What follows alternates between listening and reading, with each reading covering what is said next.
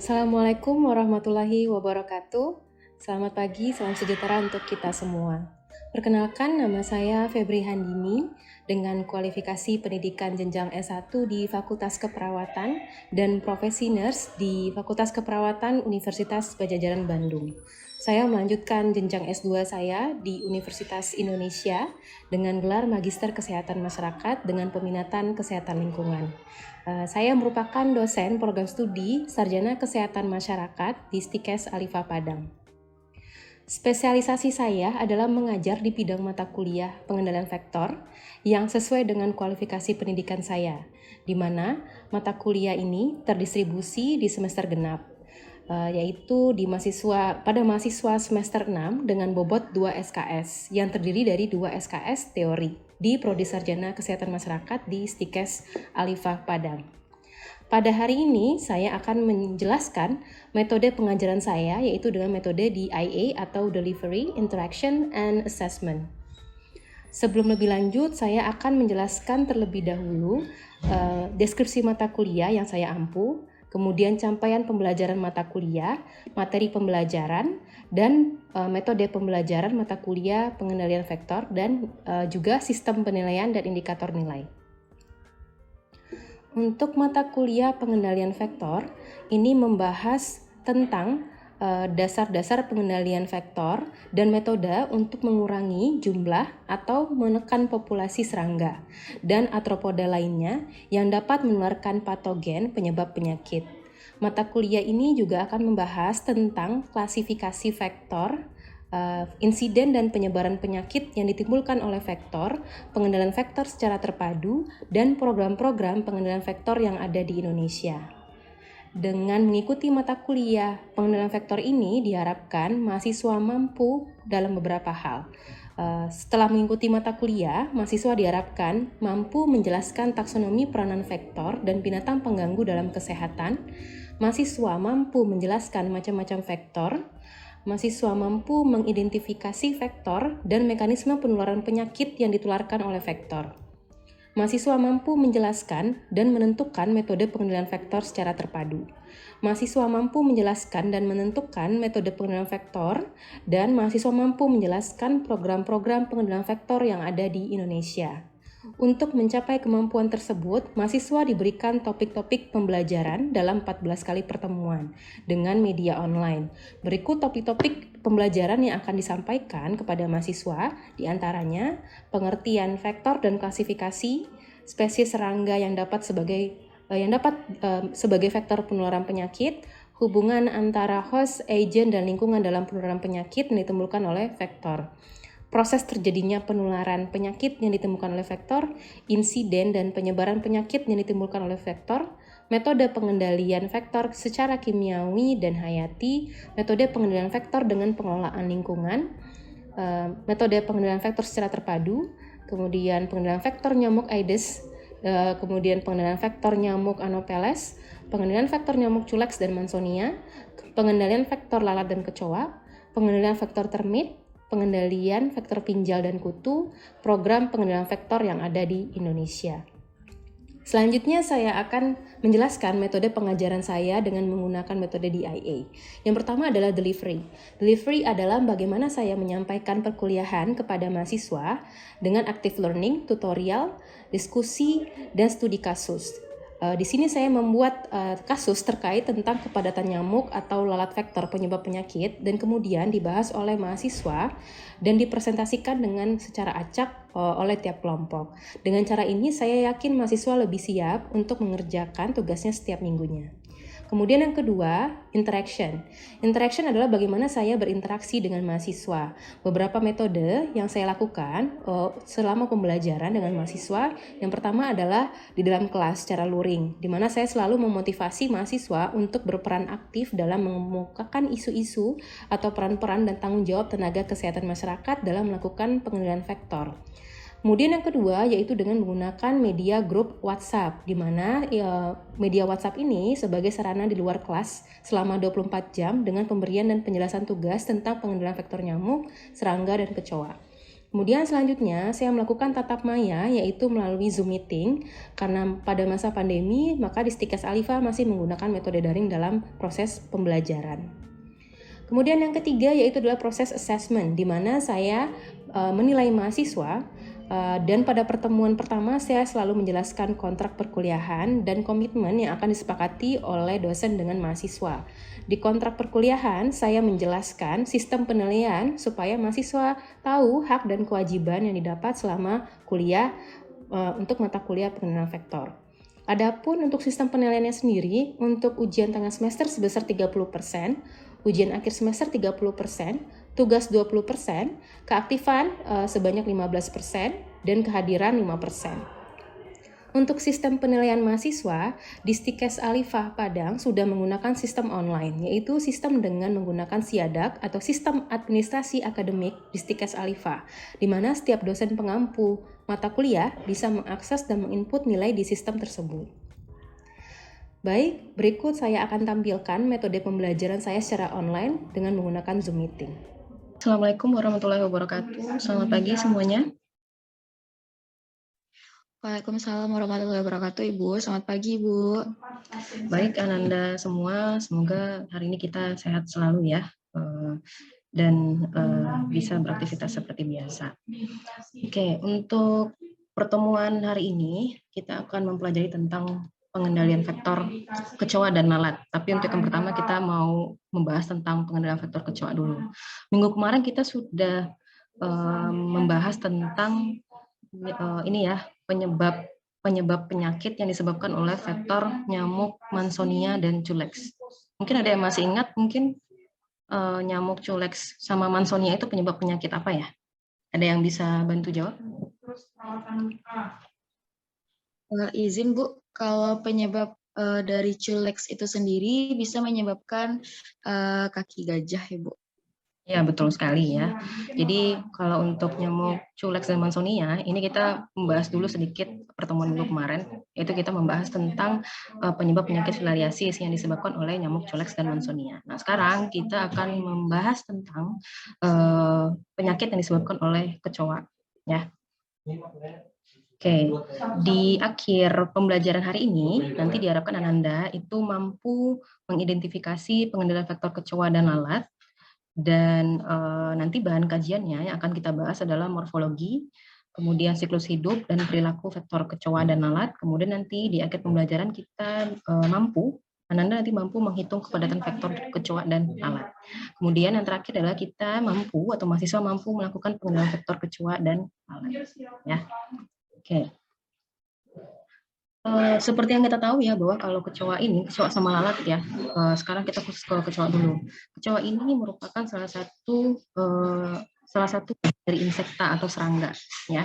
Serangga yang berperan sebagai vektor penyebab beberapa penyakit yang disebabkan oleh si cairan dikeluarkan oleh si kecoa ini, ya. Nah, biasanya vektor kecoa ini banyak ditemukan di rumah, ya, kemudian di gedung, dan juga rumah makan atau restoran, karena tempatnya hidupnya di mana-mana aja. Dia bisa suka di tempat yang bersih dan suka di tempat yang kotor, ya.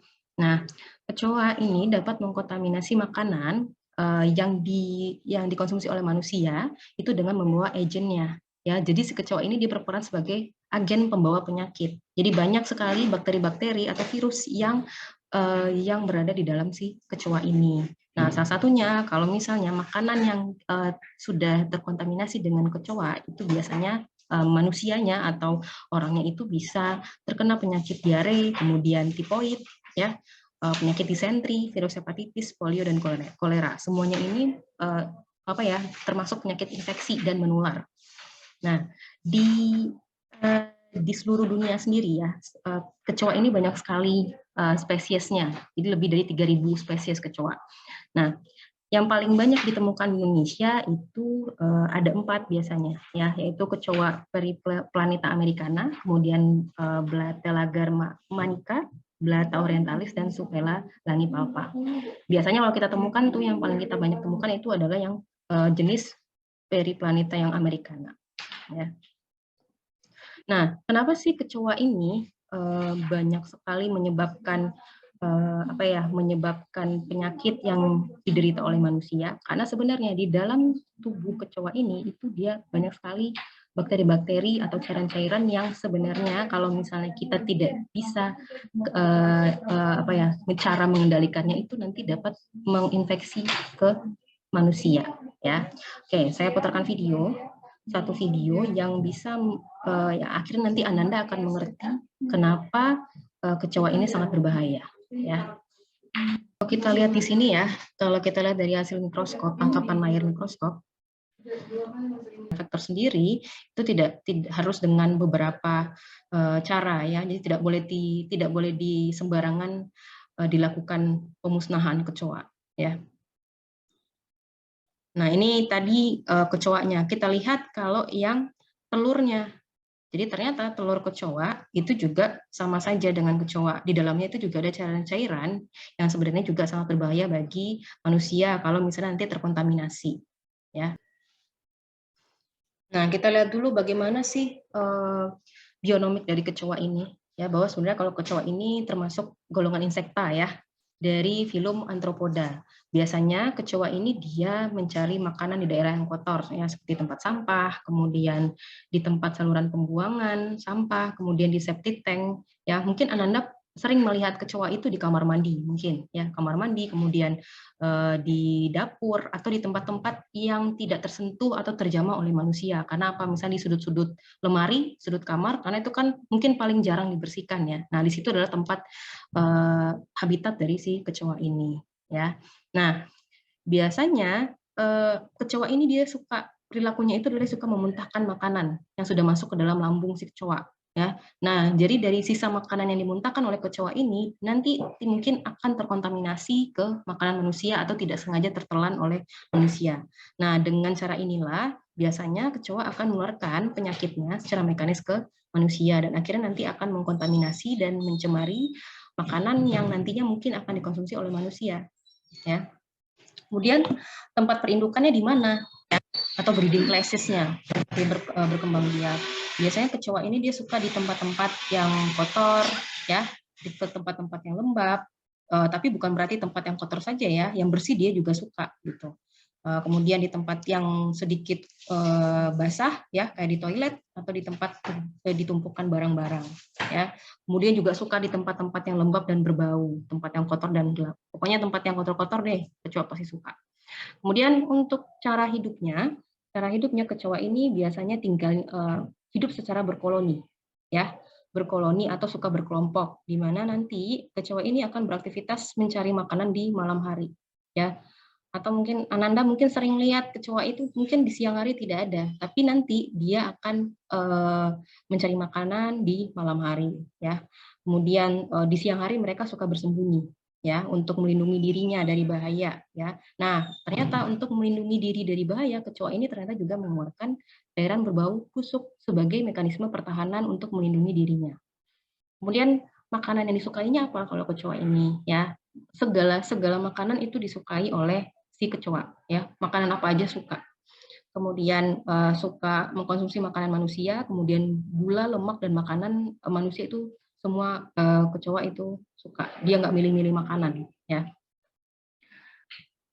Ini tadi sudah habitatnya sudah kita bahas ya, di tempat-tempat yang lembab, di bangunan basement, di saluran air ya. Pokoknya ini salah satu bagian kita untuk menjaga sanitasi lingkungan ya. Usahakan tempat tinggal kita itu tidak terlalu lembab ya, tidak basah dan tidak terlalu lembab karena nanti itu akan mengundang kehadiran si kecoa ini ya. Nah, kalau morfologinya secara umum kecoa ini dibagi jadi 4 sebenarnya. Ya, dia cuma ada, kalau morfologi yang umum kita hanya bagi kecoa ini jadi 4. Ada head, kepala, kemudian abdomen, ada sayapnya dan juga ada bagian bawah atau anal cercus. Ya. Nah, tadi ada yang kita lihat video tadi ya. Telurnya disimpan di mana, Bu? Nih, telurnya disimpan di bagian anal cercus. Ya, di bagian anal cercus. Jadi nanti telurnya itu keluar dari sini. Kecoa ini walaupun dia punya sayap, tapi dia tidak bisa terbang terlalu tinggi. Ya, tidak bisa terbang terlalu tinggi. Jadi salah satu kelemahannya, jadi kita bisa mengendalikan kecoa ini, jadi tidak harus tidak seperti nyamuk ya. Kalau nyamuk kan dia terbang gitu. Tapi kalau kecoa tidak terbang, jadi mungkin agak sedikit gampang untuk mengendalikan vektor kecoa ini. Ya. Nah, sel-sel tadi yang telur-telur cacing yang kita lihat itu berada di dalam abdomen, di dalam perut ini. Ya, hasilnya kenapa sih banyak sekali telur cacing, kemudian parasit yang ada di abdomen ini? Iya, karena dia makanannya sembarangan. Sampah pun dia mau makan, ya. Makanan di tempat sampah dia mau makan. Nah, makanan bersih dia juga mau makan, sehingga nanti bercampur semuanya. Ya. Kemudian, nah, kalau untuk siklus kecoa, kecoa ini dia hanya bermetamorfosis itu dari telur, nimfa, dan kecoa dewasa. Berarti itu termasuk metamorfosis apa ya? Ada yang masih ingat? Tidak sempurna, Bu. Ya, betul sekali ya. Jadi metamorfosis kecoa ini tidak sempurna karena dia dari telur kemudian jadi kecoa muda dan langsung kecoa dewasa. Kalau metamorfosis sempurna itu tahapannya apa saja ya? Ada yang masih ingat? Izin Ibu, telur, Ya. nimfa, larva, pupa. Ya, betul sekali ya. Kalau untuk siklus metamorfosis yang sempurna, berarti hewan insektanya itu melewati masa telur, kemudian pupa, nimfa, baru menjadi hewan dewasa. Ya, dia cuma hanya 3 tahapannya, mulai dari telur ya seperti ini, kemudian jadi nimfa, kemudian jadi dewasa. Ya. Biasanya kalau untuk kecoa ini dia hanya 3 tahapan.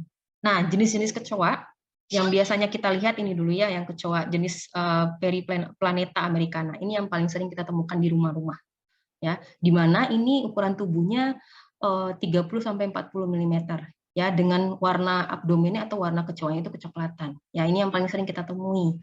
Kemudian biasanya kalau untuk kecoa Periplaneta americana ini dia membutuhkan waktu untuk menetaskan telurnya itu 1 sampai 1 sampai 2 bulan. Dengan kecoa americana ini bisa menampung hingga 24 telur di dalamnya. Ya.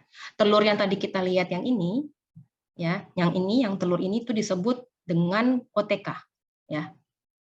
Di dalam OTK ya.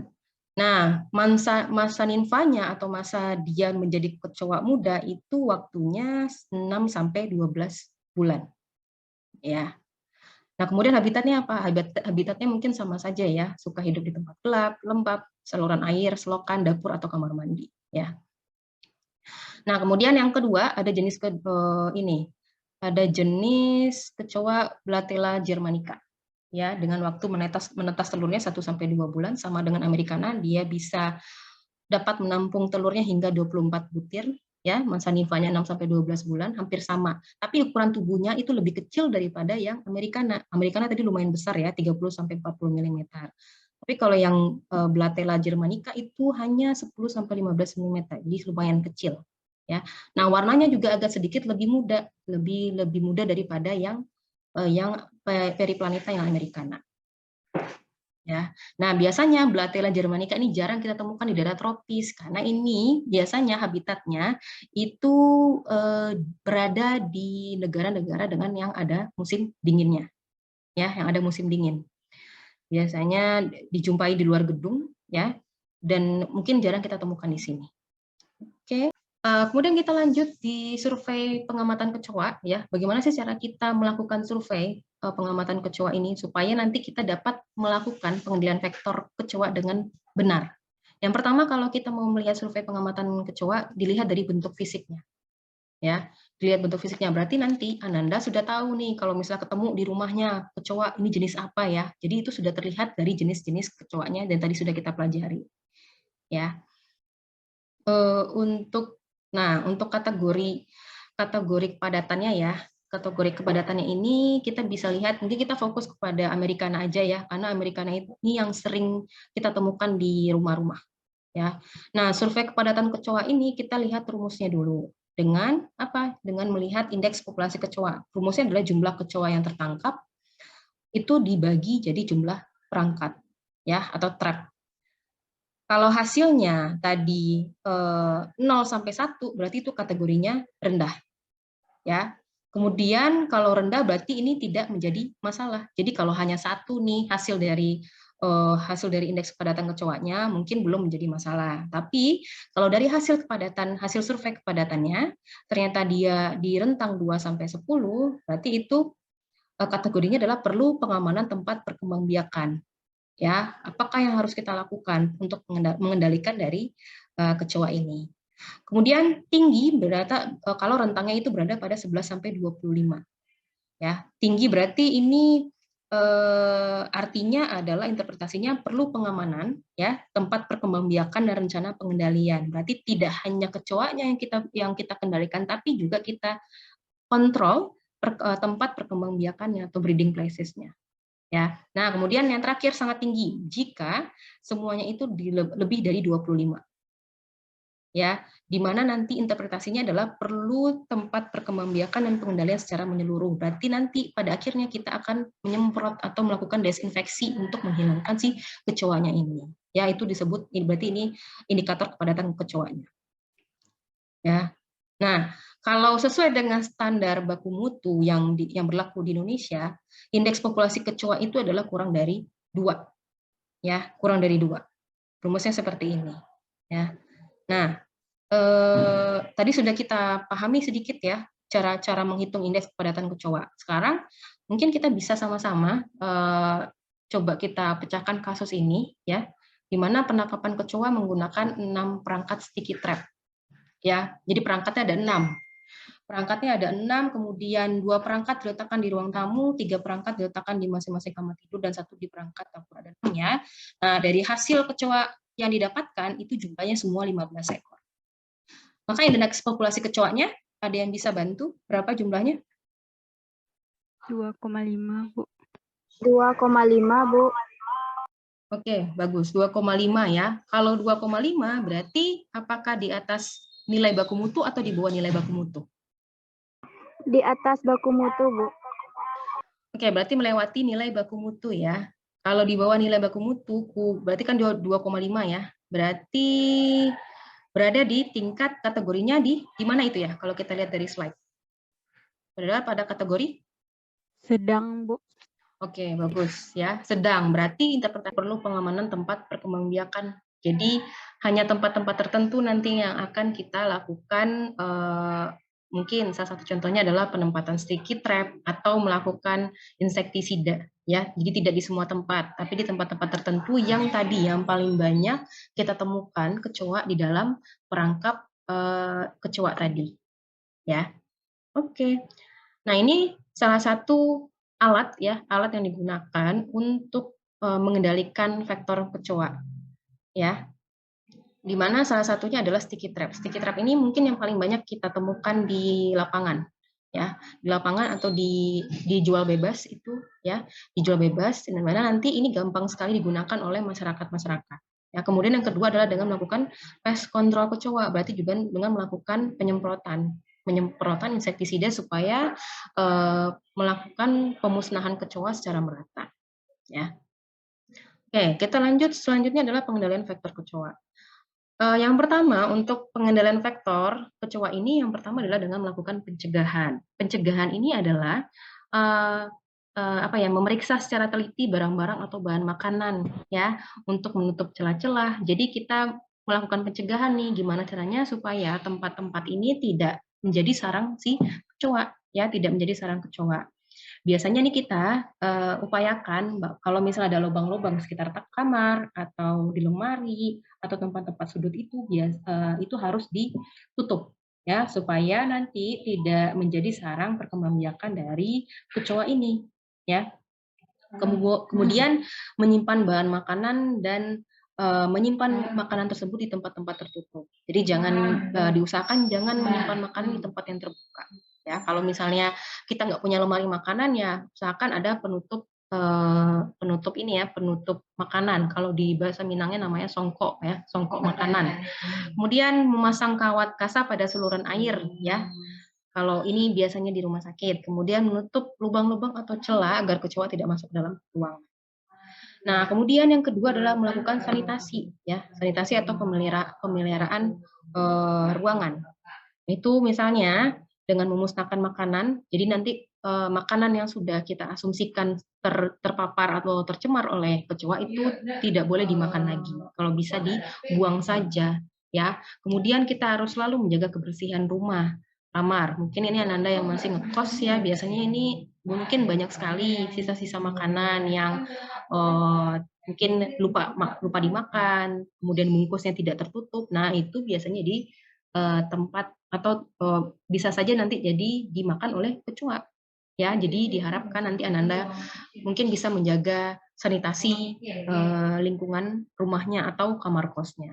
Ya. Nah, kemudian kalau Ananda selesai makan, itu diharapkan semua peralatan makanan yang sudah dipakai itu harus dibersihkan. Ya, jangan menunggu yang lain atau diletakkan saja di dapur karena itu menjadi salah satu sarang dari kecoa juga. Ya, jadi harus dibersihkan selalu.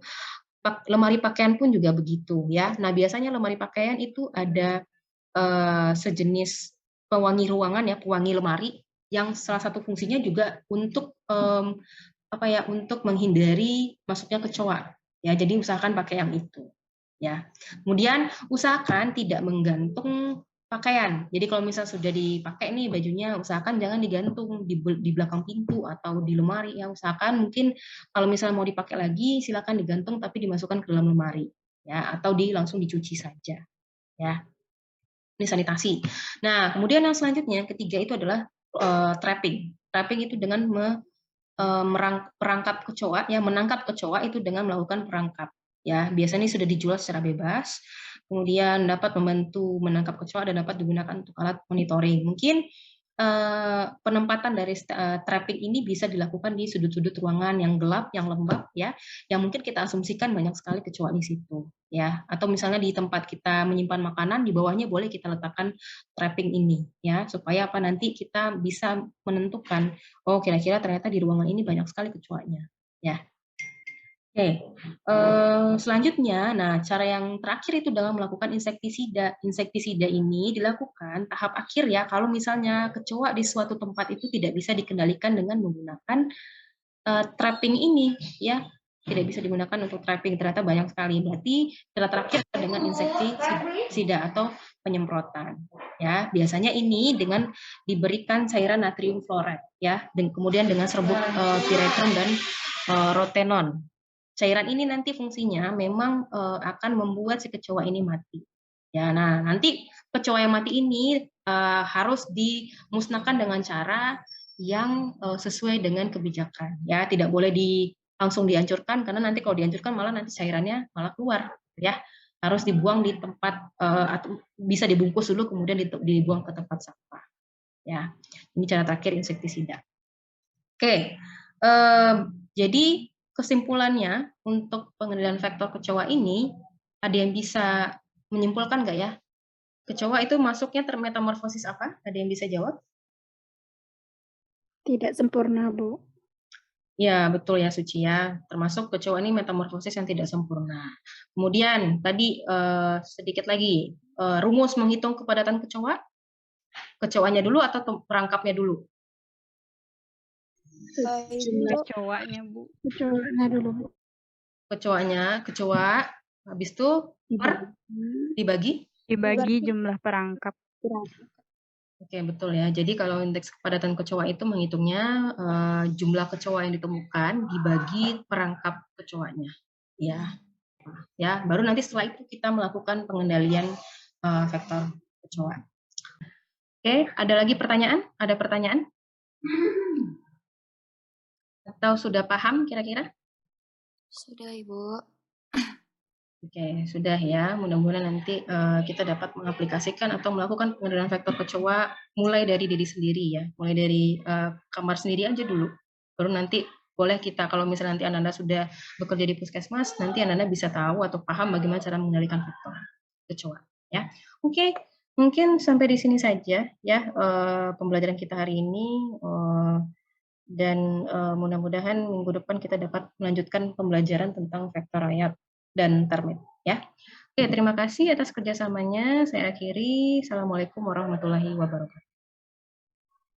Waalaikumsalam warahmatullahi wabarakatuh. Terima kasih, Bu. Ya, sama-sama. Ya.